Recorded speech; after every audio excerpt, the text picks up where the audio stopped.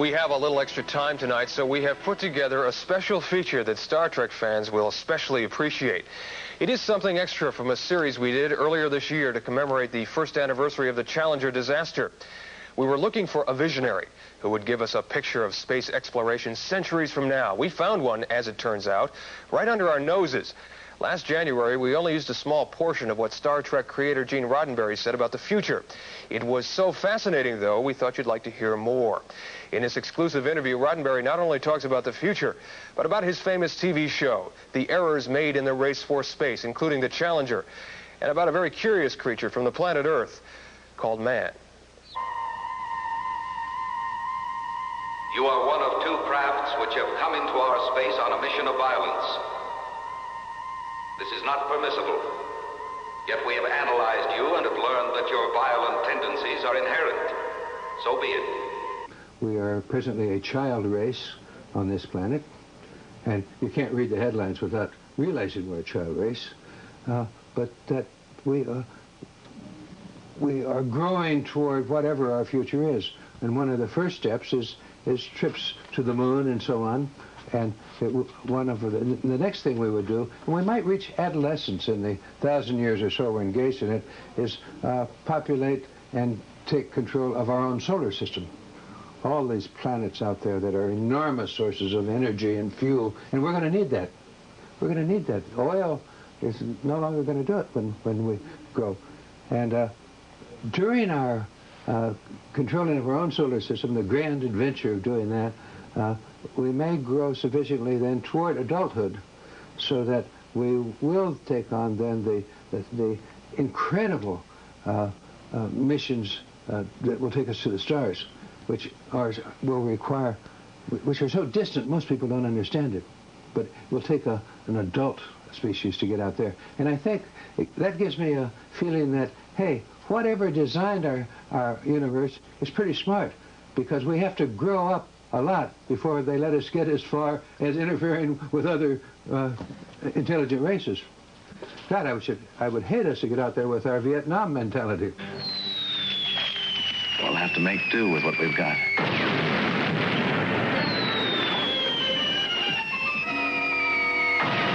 I saw in this show a chance to say things I wanted to say and propagandize my own ideas, and that's good.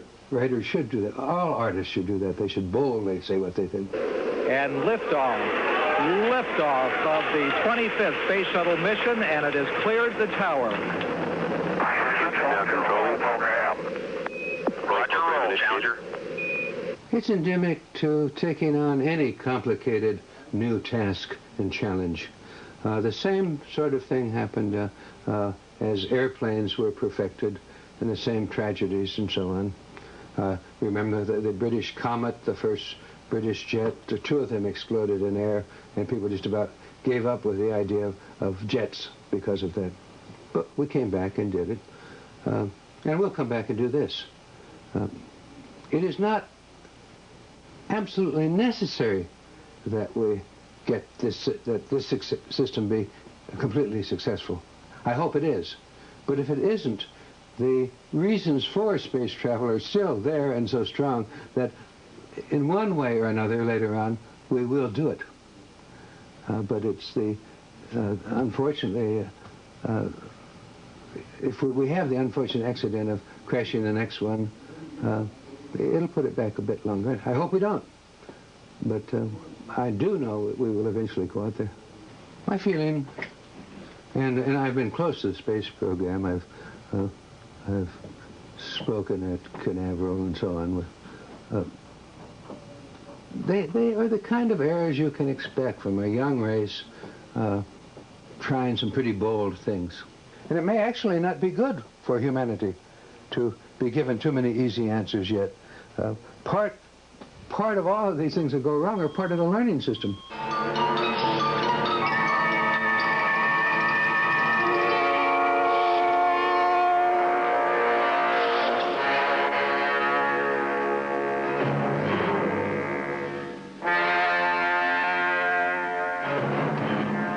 Welcome aboard the Enterprise. Space travel 200 years from today will be involved within our own solar system.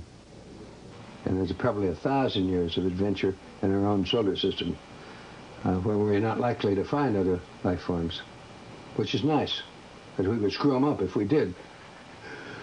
But then we will grow, and eventually we'll get out to the other places. I'm Captain James T. Kirk. What's going on here? In 200 years, there will be no Captain Kirk out there bouncing from planet to planet. But that happened to be an ideal format to talk about the things I wanted to talk about and raise the consciousness of humans that we are going out there. Because of what humans are today and what their value systems and entertainment systems are, I had to have them in touch with intelligent life forms and other worlds and other societies. But we won't be for a while. Engines throttling up, 3 engines now at 104%. Challenger, go at throttle up. Roger, go at throttle up. I'm ready to pay. When I was an airline pilot, I was ready to pay, if necessary. I think we are meant to go as far as we can go and develop it as fast as we can. That's the loveliness about this aggressive creature. It has its own lovely sides, but it has a greater loveliness in its endurance and bravery. You have probably heard there are new Star Trek programs being produced right now. Gene Roddenberry is the executive producer of the new series. We at KCOP will be carrying it this fall, along with the venerable old ones that run at 11 every night. The new Star Trek will premiere in a 2-hour movie the week of September the 28th. The series itself will begin in October. And we hope you've enjoyed the Roddenberry interview. We will now show you a preview of a 6-part miniseries we will show next month. Good night, everybody.